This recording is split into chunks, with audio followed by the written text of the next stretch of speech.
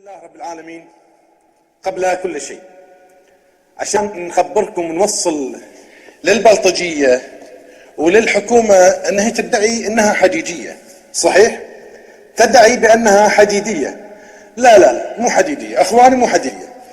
تم اختراق صفوف هذه الدولة الحديدية.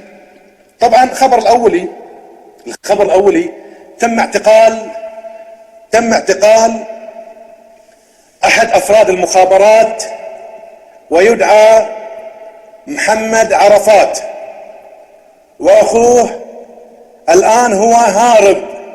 اخوه ابراهيم عرفات هو هارب ومطلوب من قبل الدولة. الامر الاخر، طبعا البلطجية اللي عطوهم طبعا هؤلاء محمد عرفات ابراهيم عرفات اخواني من سكنة مدينة عيسى مجمع 816 المنطقة الخامسة. مدينة عيسى مجمع 816 المنطقة الخامسة، هذا منزل المخبرين. الامر الاخر، دفع مبالغ مالية الى موظفي الداخلية البلطجية كي يتم عرضهم كشهود على مسألة السلاح. وطول هالمدة الفبركات اللي سوتها الدولة جمعنا اعطينا، راح نطرح لكم اسماء بسيطة من اسماء كثيرة اللي سووا مسرحيات، اللي قال ضربوني انا اشتغل حراسات سفارات، كل هالاسماء موجودة. وليد واحد، معمر حسان، وليد طاهر، عبدو أجهم، صلاح العطري، خليف الخليف، معمر الصيادي، زياد الصيادي، عيسى حيدر وهو بعثي، عبد الرزاق، خليل المريسي، محضار، عويد، فيصل المريسي، أحمد البارعي، محمد عاصف، غزاي أحمد غزاي، سالم الشيخ، صالح البدر. هؤلاء جزء بسيط فقط من البلطجية، أصحاب التمثيليات اللي شفناها طول هالمدة. وراح نشوف القسم الآخر من أقسام أخرى من أسمائهم، وراح نطرح أرقامهم الشخصية وعناوينهم، كلهم بلطجية. تم بعون الله اختراق أجهزة وشبكة الأمن الوطني. تم اختراق أجهزة الأمن الوطني، وكل أسماء المخبرين والبلطجية والمرتزقة والمنتفعين موجودة عند كل الحقوق إن شاء الله. أنا أعتذر أخواني.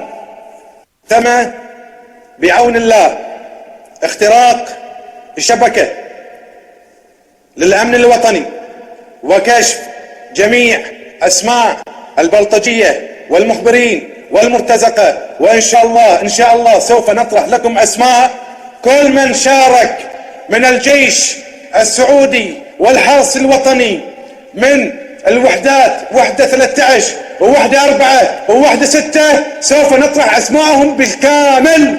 لم يدخل الجيش درع الجزيرة، وإنما دخل الجيش السعودي والحرس الوطني السعودي. سوف نكشف أسماءهم أخواني، سوف نكشف أسماءهم. وهذه ضربة يا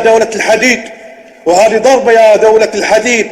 أجهزتكم صارت على قولة القايل خوارة، صارت ملعب.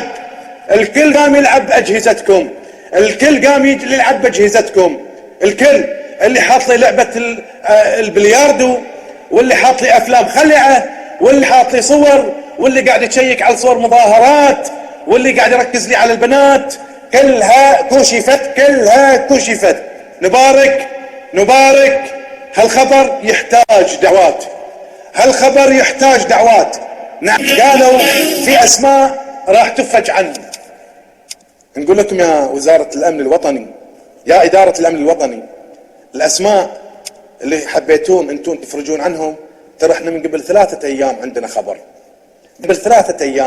عندنا خبر باسمائهم واحد واحد، والاسماء اللي رفعتونها اليوم الظهر واللي رفعتونها امس الساعة 12 بالليل، 12 انا اسف بوس، 12 و10 دقائق حتى نكون دقيق، للاعتقال، كل الاسماء موجودة. فنقول لكم ما ادري امد، نقول لهم فرمتوا الاجهزة، او لان الشبكة كلها راحت عليها يعني. يا شيخ خالد، يا شيخ خالد، مو عيب عليك؟ رجال كبير عمرك 51 سنة، تكلم بنت من اصول سورية، تقعد اياها ساعتين تكلمها بالماسنجر، مو عيب عليك يا شيخ خالد؟ عيب، كلام والله استحي انا اقوله، عيب يا شيخ خالد. انت قاعد في وزارة محترمة على قولتك، تحامي وتدافع عن الوطن، تهد العالم، تكسر بيوتها، وانت قاعد على الماسنجر تكلم بنت اصغر من امونة بنتك، اصغر من امونة بنتك، يلي قبل شهرين ماخذ لها سيارة لكزس جديد. مو عيب عليك؟ والله عيب عليك، والله عيب عليك، والله عيب عليك. ومبروك يا اهل البحرين، مبروك يا احرار، مبروك. ونقول راجعين لك يا دوار، راجعين لك يا دوار. ونسمع ان شاء الله انشودة النصر، ونسمع ان شاء الله صرخات ان شاء الله منصورين، والناصر الله، منصورين والناصر الله.